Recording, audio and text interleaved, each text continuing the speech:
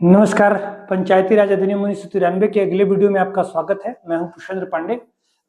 आज के इस वीडियो में अपन देखेंगे प्रकरण के बारे में। जो प्रकरण का मतलब है कि जो विभिन्न चीजों के बारे में जो इस अधिनियम में नहीं कही गई हैं वो इस अध्याय में कह दिया गया है। बहुत सारा ऐसा पार्ट होता है जिसके जो है अधिनियम के अलग अलग क्षेत्रों में अलग अलग अध्यायों में नहीं कहा गया है, तो उसको एक व्यवस्थित करके एक अध्याय बना दिया गया, उसका नाम रखा गया है प्रकरण। तो आइए देखते हैं। ये बताया कि अध्याय नंबर 13 में प्रकरण कहा गया है, माने अन्य चीजों के बारे में कहा गया है, मिसलेनियस है। ये धारा नंबर 107 से लेकर 128 तक है। अलग अलग धाराएं इसके लिए और अलग अलग विषय भी है। सबसे पहले देखते हैं धारा नंबर 107। धारा नंबर 107 कहता है सद्भावना पूर्वक कार्रवाई। सद्भावना पूर्वक कार्रवाई क्या होती है कि अगर कोई पंचायत का पदाधिकारी, ये हर अधिनियम में होता है, पंचायत अधिकारियों की बात नहीं है, हर अधिनियम को लागू करते समय सद्भावना पूर्वक अगर अधिनियम को लागू किया जा रहा है और ऐसी परिस्थिति में किसी व्यक्ति की हानि हो जाती है तो उसके लिए लागू करने वाला व्यक्ति जिम्मेदार नहीं माना जाएगा। यानी उदाहरण के तौर पर ऐसे समझिए आप इसको कि अगर कोई डॉक्टर किसी व्यक्ति का ऑपरेशन कर रहा है और ऑपरेशन के दौरान उस व्यक्ति की मृत्यु हो जाती है तो उसके लिए डॉक्टर जिम्मेदार नहीं। यानी कि डॉक्टर तो चाहता था बचाने के लिए, लेकिन अगर कोई व्यक्ति बच नहीं पाया तो उसमें डॉक्टर जिम्मेदार नहीं है, क्योंकि डॉक्टर ने पूरी कोशिश की थी। यानी उसी तरीके से अधिनियम को लागू करने के लिए जो पंचायत पदाधिकारी होंगे, अगर पंचायत पदाधिकारियों का जो रवैया है वो सद्भावना पूर्वक है, तो ऐसी स्थिति में किसी व्यक्ति का हानि हो जाता है इस अधिनियम की वजह से, तो उस अधिनियम के लिए कोई पंचायत पदाधिकारी दोषी नहीं होगा, उनको छूट मिली हुई है।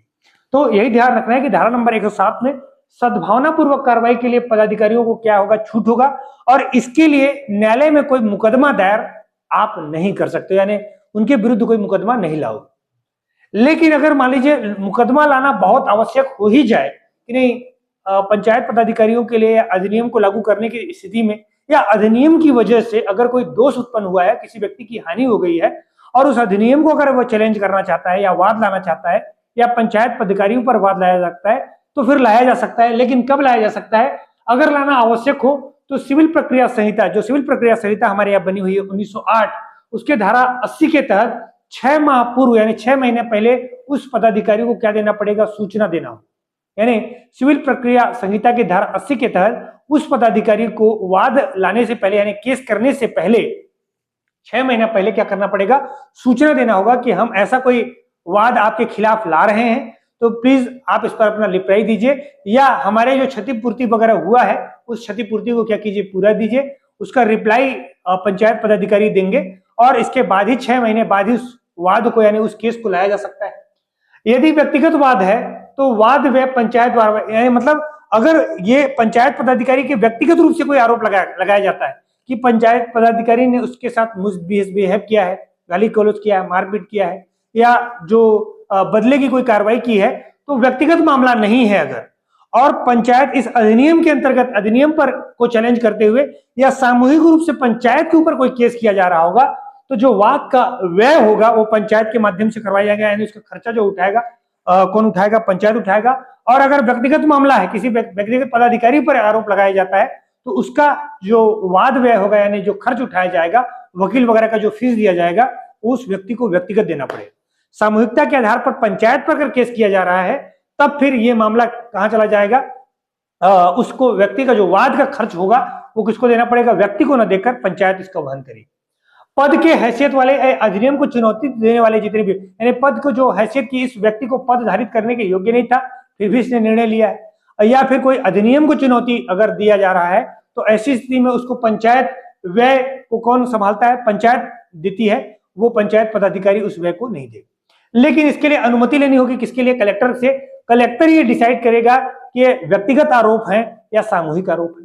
यानी पंचायत के एक व्यक्तिगत मामले पर मतलब किसी व्यक्ति का पदाधिकारी पर अगर आरोप लगाया गया है तो कलेक्टर इसको निर्धारित करेगा कि इसका व्यय खर्च पंचायत देगी या व्यक्ति देगा। फिर धारा नंबर 11 में बताया गया है, यानी इस बात को फिर से समझ लीजिए एक बार, कि जो पंचायत के पदाधिकारी होते हैं उन पर अगर सद्भावना पूर्वक कार्रवाई किया गया है तो आप वाद नहीं ला सकते हैं। बहुत विशेष परिस्थिति में वाद अगर लाए गए हैं तो ऐसे कंडीशन पर आपको जो है सिविल प्रक्रिया संहिता की धारा 80 के तहत आपको क्या करना पड़ेगा, वो वाद लाए जा सकते हैं। 6 माह पहले आपको सूचना देना होगा। और अगर बात व्यक्तिगत है तो फिर उसका पैसा व्यक्ति ही देगा। अगर सामूहिकवाद है या पंचायत पर केस है या अधिनियम को चुनौती देने पर कोई केस लाया गया है तो उसका व्यय कौन देगा? पंचायत देगी, जिस पंचायत पर ये वाद लाया गया होगा। लेकिन इसके लिए अनुमति यानी डिसाइड करने का जो अधिकार होगा वो कलेक्टर को। फिर धारा 107 के तहत पंचायत के सदस्य एवं पदाधिकारी लोक सेवक होंगे, यानी जो पंचायत के पदाधिकारी होंगे उनको माना जाएगा लोक सेवक। पंचायत विधि मान्य कार्रवाई पद रुक्त होने यानी जो भी है गठन की प्रक्रिया त्रुटि निर्वाचन में त्रुटि होने पर कार्रवाई विधिक मान्य, यानी लोक सेवक होने के नाते उनको ये माना जाएगा कि जो जितने भी पदाधिकारी होंगे, चाहे वो सरपंच हो, सचिव हो, अध्यक्ष हो, उपाध्यक्ष हो, वो सारे लोग क्या माने जाएंगे? लोक सेवक माने जाएंगे। लोक सेवक का जो दर्जा प्राप्त होता है वही दर्जा इनको भी प्राप्त हो। पंचायत को विधि मान्य कार्रवाई यानी पंचायत की जो भी कार्रवाई होगी वो विधि मान्य होगी। कब मानी जा सकती है? पद रिक्त होने पर। आप ऐसा कोई वाद नहीं लाए, अगर कोई पद रिक्त है और पद रिक्त होने की स्थिति में पंचायत कोई निर्णय लेती है तो ऐसी दशा में आप केस करके ये यानी उसका कार्यभार कोई व्यक्ति को, अगर कोई पद रिक्त है तो कोई चार्ज में होगा, और जो चार्ज में लिया हुआ व्यक्ति अगर कोई निर्णय लेता है तो उसका भी कार्रवाई कैसा होगा? विधि मान्य माना जाएगा। आप ये बोलकर केस उसके ऊपर नहीं कर सकते हैं कि फलाना पद का व्यक्ति पद रिक्त था और उसके चार्ज में कोई दूसरा व्यक्ति था, दूसरे व्यक्ति को निर्णय लेने का अधिकार नहीं है, तो उस व्यक्ति को निर्णय लेने का अधिकार होगा। इस आधार पर आप चुनौती नहीं दे सकते। दूसरा, गठन की प्रक्रिया में त्रुटि। पंचायत के गठन में अगर कोई गड़बड़ी हो और बाद में उस व्यक्ति को पद से निकाल दिया जाता है और आप कहते हो कि नहीं उस समय उस व्यक्ति ने निर्णय लिया था, तो जिस समय उस व्यक्ति ने निर्णय लिया था उस निर्णय को क्या माना जाएगा? सही माना जाएगा। निर्वाचन में कोई त्रुटि होने पर, अगर कोई निर्वाचन में कोई गड़बड़ी होती है और पंचायत पदाधिकारी अपने पद में रहते हुए निर्णय लेता है, उस निर्णय को भी क्या माना जाएगा? मान्य माना जाएगा, भले ही बाद में वो पद छोड़ दे।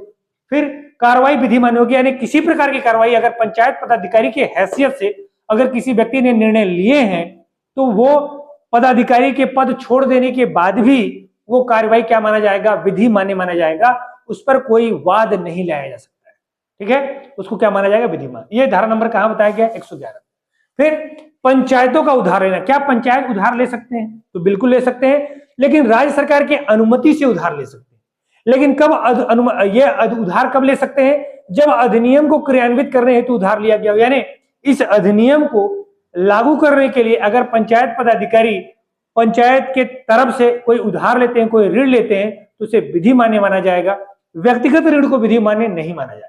ठीक, पंचायत पदाधिकारी व्यक्तिगत रूप से अगर ऋण लेता है तो विधि मान्य, लेकिन अगर पंचायत ऋण लेते हैं इस अधिनियम को लागू करने के लिए राज्य सरकार की अनुमति से, ये विधि मान्य। फिर पंचायत पदाधिकारियों को पारिश्रमिक या भत्ता या जो मानदेय है, ये जो मानदेय मैं आपको बता रहा हूं, ये 1 अप्रैल 2022 से लागू। कब से लागू है? 1 अप्रैल 2022 से लागू है।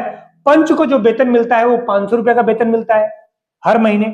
सरपंच को जो वेतन मिलता है वो 4000 का वेतन मिलता है। जनपद सदस्य को 5000 का वेतन मिलता है प्रति महीने। जनपद के उपाध्यक्ष को 6000 का वेतन मिलता है प्रति महीने। जनपद अध्यक्ष को 10,000 का वेतन मिलता है प्रति महीने। जिला सदस्य को 10,000 का वेतन मिलता है प्रति महीने। जिला के उपाध्यक्ष को 15,000 का और जिला अध्यक्ष को 25,000 का वेतन मिलता है। इसको एक बार आप ध्यान से देखिएगा। जिला अध्यक्ष को 25,000, जिला उपाध्यक्ष को 15,000, जिला सदस्य को 10,000। जनपद में है तो जनपद अध्यक्ष को 10,000, जनपद उपाध्यक्ष को 6,000 और जनपद सदस्य को 5,000। सरपंच को 4,000 और पंच को जो है 500 रुपया क्या मिलता है? वेतन मिलता है। तो इनको एक बार आप ध्यान रखिए। ठीक, उप सरपंच को पंच के हैसियत से वेतन मिलता है, न कि उप सरपंच के पद के आधार पर मिलेगा।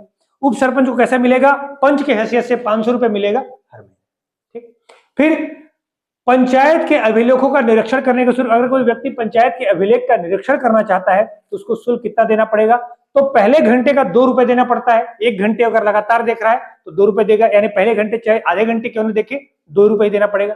उसके बाद आगे के लिए 50 पैसे प्रति घंटे के हिसाब से देना पड़ेगा कुछ अभिलेखों के। लेकिन ज्यादातर अभिलेख जिनका निःशुल्क कैसा है, निरीक्षण कैसा है, निःशुल्क है, वो कौन कौन से अभिलेख है? अगर बजट पर आप बजट को देखना है, यानी जो वित्तीय बजट है वर्ष भर का, कोई आय व्यय को देखना है, प्राप्ति और व्यय को अगर देखना है कि पंचायत की आय कितनी हुई और पंचायत में व्यय कितना हुआ, पंचायत में कर की निर्धारित सूची, यानी पंचायत कौन कौन से कर वसूलता है और उनकी कौन कौन से कितने कितने कर वसूलता है, उनको अगर कोई रजिस्टर देखना है आपको, जन्म मृत्यु का प्रमाण पत्र अगर लेना है आपको, मकान क्रमांक लेना है, आवासहीन कितने आवासहीन है हमारे ग्राम पंचायत में, ये अगर आपको जानना है, वार्षिक कार्य योजना क्या है कि ये पंचायत वर्ष में क्या कौन कौन से कार्य करने वाली है, कोई संपरीक्षा कोई ऑडिट रिपोर्ट है उसको अगर किसी को देखना है, या पंचायत का कोई निर्णय, उसकी रिपोर्ट अगर देखना है तो ये निर्णय होगा। इसके अलावा जो कुछ भी अगर आपको देखना है तो 2 रुपए प्रति घंटे के हिसाब से और अगले पहले घंटे का, और इसके बाद फिर 50 पैसे प्रति घंटे के हिसाब से भुगतान करने पड़ेंगे, ठीक है। लेकिन ये कब देख सकते हैं आप? पंचायत के कार्यालयीन समय में, यानी 10 से 5 के बीच में आप देख सकते हैं। फिर पंचायत पदाधिकारियों के अधिनियम के अधीन पंचायत पदाधिकारियों का अधिनियम के लागू करने के प्रयोजन से भूमि या भवन की में प्रवेश करना, यानी अगर कोई पंचायत पदाधिकारी इस अधिनियम को लागू करने के लिए किसी दूसरे व्यक्ति के भूमि या भवन में प्रवेश करना चाहता है तो उसके लिए क्या प्रक्रिया है? क्योंकि पंचायत पदाधिकारियों को भूमि में प्रवेश, क्योंकि सरकारी कामकाज को तो करना पड़ेगा और सरकारी जो कर्तव्य निर्वहन है, ऐसी स्थिति में किसी दूसरे के अधिकार क्षेत्र में कोई भूमि है या भवन है, वहां अगर प्रवेश करना है तो पंचायत पदाधिकारी क्या करेंगे? 24 घंटे पूर्व सूचना देकर देंगे। जिस व्यक्ति का भवन होगा या जिस व्यक्ति का जमीन होगा, उस व्यक्ति को 24 घंटे पूर्व क्या करेंगे? सूचना देकर जाएंगे। साथ में धार्मिक और सामाजिक रूढ़ियों का सम्मान करना होगा। अगर भवन में प्रवेश कर रहे हैं तो जैसे जूता उतारना हुआ, धार्मिक भावना है, या कोई किसी देवता को मानते हैं तो देवता का सम्मान करना होगा। असम्मानजनक व्यवहार नहीं करना है, उनके सामाजिक और धार्मिक रीतियों का पालन करते हुए सम्मान पूर्वक क्या करना है? उनके भूमि और भवन में प्रवेश करना, ठीक। फिर धारा नंबर 120 में बताता है कि निर्वाचन के मामलों में न्यायालय का हस्तक्षेप है या वर्जन है, यानी निर्वाचन के संदर्भ में अगर पंचायत पदाधिकारियों को कोई निर्वाचन होता है तो ऐसे मामले में क्या नहीं करेगी? कोई न्यायालय हस्तक्षेप नहीं करेगी। लेकिन किसको आपका जो है निर्वाचन परिसीमन और आरक्षण, निर्वाचन आरक्षण और जो निर्वाचन परिसीमन का निर्धारण होगा, उनको करने के लिए वो राज्य सरकार के अधिकार के दायरे में है, उन पर भी कोई न्यायालय पर क्या नहीं करेगा? कोई हस्तक्षेप नहीं करेगा, यानी न्यायालय का वर्जन है। लेकिन कुछ एक मामलों में न्यायालय का वर्जन को तोड़ते हैं। जैसे मान लीजिए अगर निर्वाचन, दूसरे चुनाव अगर प्रक्रिया में अगर किसी के मामले में आता है तो न्यायालय में हस्तक्षेप कर सकते हैं, लेकिन उससे पहले 30 दिन के, यानी मान लीजिए किसी निर्वाचन की प्रक्रिया में कोई त्रुटि आ जाती है और कोई व्यक्ति निर्वाचन की प्रक्रिया के त्रुटि के लिए वो सुधार की प्रक्रिया चाहता है, तो ऐसी स्थिति में उस व्यक्ति को निर्वाचन के 30 दिन के भीतर ग्राम पंचायत के मामले में उपखंड अधिकारी के पास, एसडीएम के पास, और जनपद के मामले में कलेक्टर के पास, और जिला पंचायत में संचालक पंचायत के पास क्या करनी पड़ेगी? शिकायत करनी पड़ेगी। यानी कितने दिन के भीतर? निर्वाचन के मामले में खासकर अगर कोई त्रुटि होती है तो ग्राम पंचायत को एसडीएम के पास, और जनपद पंचायत वाले पदाधिकारियों को कलेक्टर के पास, और जिला पंचायत वाले व्यक्ति को संचालक पंचायत के पास 30 दिन के भीतर वो क्या करना पड़ेगा? वो शिकायत करना पड़ेगा। और जब वहां का निर्णय आ जाएगा तब 90 दिन के भीतर अपील कहां किया जा सकता है? न्यायालय में अपील किया जा सकता है। इस मामले में अपील किया जा सकता है। तो अपील के मामले में न्यायालय में किया जा सकता है, लेकिन सीधे आप पंचायत के मामले में कहां नहीं जा सकते हैं? आप सीधे न्यायालय नहीं जा सकते। न्यायालय का वर्जन किया गया है, मना किया गया है। फिर एक बार और सारी चीजों को देख लीजिए। धारा नंबर 108 में सद्भावनापूर्वक कार्रवाई दी गई है। सद्भावनापूर्वक कार्रवाई करते हुए अगर किसी को नुकसान हो जाता है तो उसके लिए वाद नहीं लाया जा सकता है, लेकिन विशेष परिस्थिति में अगर वाद लाया जाता है तो सिविल प्रक्रिया संहिता 1908 के धारा नंबर 80 के तहत 6 महीने पहले सूचना देना होगा। और अगर वाद व्यक्तिगत है तो पैसा वो व्यक्ति ही देगा, पंचायत पदाधिकारी ही देगा। लेकिन अगर वाद पंचायत पर किया गया है, सामूहिक रूप से किया गया है, तो फिर पैसा खर्च कौन करेगा? पंचायत करेगी। पद को हैसियत रखने वाले अधिनियम को चुनौती वाले मामले में वो चुनौती पैसा कौन देता है? पंचायत ही पैसा खर्च करती है। अनुमति इसके लिए कलेक्टर से लेनी पड़ेगी। धारा 111 में बताया गया है कि पंचायत पदाधिकारियों को माना गया क्या? लोक सेवक माना गया है। फिर पंचायत का विधि मान्य कार्रवाई, यानी जो भी पंचायत कार्रवाई करती है उसकी कार्रवाई को क्या माना जाएगा? विधि मान्य माना जाएगा। भले ही पद रिक्त रहा हो, भले ही गठन की प्रक्रिया में त्रुटि रहा हो, भले ही निर्वाचन की प्रक्रिया में त्रुटि हो, लेकिन अगर पंचायत पदाधिकारी की हैसियत से अगर किसी ने निर्णय लिया है और कोई आदेश पारित किया है तो उस आदेश को क्या माना जाएगा? विधि मान्य माना जाएगा। फिर पंचायत को उधार देना, पंचायत उधार ले सकते हैं। कब ले सकते हैं? जब इस अधिनियम को लागू करना हो, लेकिन राज्य सरकार की अनुमति से। फिर पंचायतों का मानदेय कितना होता है? 1 अप्रैल 2022 के अनुसार पंच का जो मानदेय है 500 रुपया है, सरपंच का 4000, जनपद सदस्य का 5000, जनपद उपाध्यक्ष का 6000, जनपद अध्यक्ष का 10,000, जिला सदस्य का 10,000, जिला उपाध्यक्ष का 15,000 और जिला अध्यक्ष का 25,000 रुपए। ये कब है? 1 अप्रैल है। उपाध्यक्ष को जो उप सरपंच को जो वेतन मिलता है वो पंच के आधार पर वेतन मिलता है, उसको उप सरपंच के हिसाब से वेतन मिलता है। पंचायत अभिलेखों को अगर निरीक्षण करना है तो जो निःशुल्क अभिलेख है वो कौन कौन से होते हैं? जैसे बजट है, आय और प्राप्ति का जो है लेखा जोखा उसको देखना है, कर की निर्धारित सूची है, जन्म मृत्यु का पंजीकरण है या जन्म मृत्यु की जो सूची है, मकान क्रमांक है, आवास हीनों की जो जानकारी है, वार्षिक कार्य योजना है, संपरीक्षा रिपोर्ट है, पंचायत के जो निर्णय है उनको आप निःशुल्क देख सकते हैं। इसके अतिरिक्त अगर आप किसी को देखना चाहते हैं तो सशुल्क है, यानी शुल्क देना पड़ेगा। पहले घंटे का 2 रुपए और इसके बाद 50 रुपए 50 पैसे प्रति घंटे के हिसाब से। पंचायत पदाधिकारी कार्यालयीन समय में देख सकते हैं आप 10 से 5 के बीच।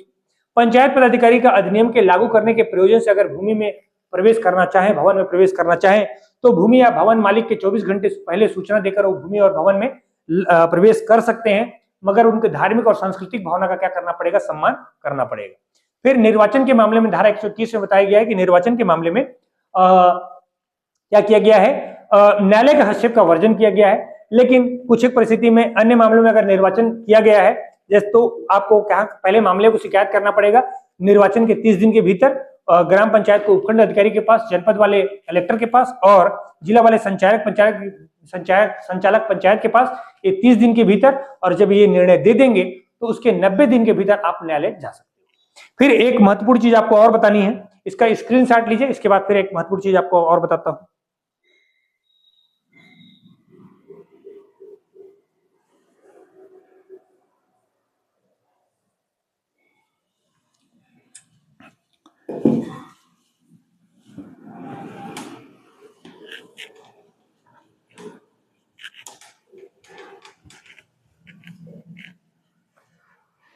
फिर अगर मान लीजिए धारा 125 के अनुसार बता रहा हूं मैं आपको, धारा 125 में बताया हुआ है कि अगर ग्राम पंचायत का मुख्यालय बदलना हुआ, ग्राम का मुख्यालय बदलना हुआ,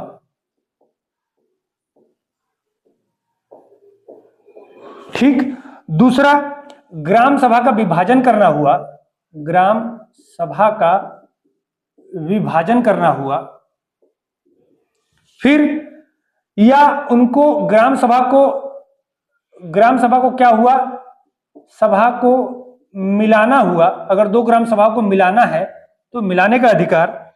फिर जो है खंड या जिला के सीमा में परिवर्तन किया गया, कोई विकास खंड है या फिर जिला पंचायत वगैरह है, उसके सीमा में परिवर्तन किया गया, तो ये, और कोई ग्राम पंचायत का विस्थापन कर दिया गया हो, तो इन समस्त चीजों के लिए जो अधिकार है वो अधिकार किसके पास है, राज्यपाल के पास है। यानी कि जो राज्यपाल है वो ग्राम पंचायत का मुख्यालय भी बदल सकता है, सीमा भी विभाजित कर सकता है, 2 ग्राम सभा को मिला भी सकता है, खंड और जिला के नाम में सीमा में परिवर्तन भी कर सकता है, ग्राम पंचायत का विस्थापन भी कर सकता है। ये कौन करता है, राज्यपाल। जबकि एक सबसे महत्वपूर्ण चीज याद रखना है कि सरकारी भूमियों का प्रबंध, ग्राम पंचायत के क्षेत्र में सरकारी जो भूमि होती है उनके प्रबंध का, यानी मैनेजमेंट का जो दायित्व होगा वो किसके पास होता है, राज्य सरकार के पास। किसके पास होगा, वो राज्य सरकार के पास होगा। ये आपको ध्यान रखना है। ये धारा नंबर कहां बताया गया है, आपका 125 से बताया गया है। कभी कभी जैसे मुख्यालय में परिवर्तन, ग्राम सभा का विभाजन, ग्राम का सभा का मिलाना, खंड अधिकारी, राज्यपाल, या कभी कभी आता है कि राज्यपाल द्वारा नियुक्त कोई व्यक्ति, तो ध्यान रखिएगा दोनों नियुक्त कोई व्यक्ति भी अगर हो तो राज्यपाल के आदेश से अगर कर रहा है तो नियुक्त व्यक्ति भी ये सब क्या कर सकता है, तय कर सकता है। तो कभी कभी राज्यपाल उस व्यक्ति को नियुक्त करते हैं, कोई आयोग वगैरह बनाएंगे और वो भी क्या कर सकता है, परिसीमन वगैरह या नाम या सीमा में परिवर्तन वगैरह कर सकता है। इन चीजों को भी आपको क्या करना है, ध्यान रखना है। ये अध्याय नंबर क्या था, 13, प्रकरण, धारा नंबर 104 से लेकर 128। ठीक, तो आज के लिए इतने, बहुत बहुत धन्यवाद।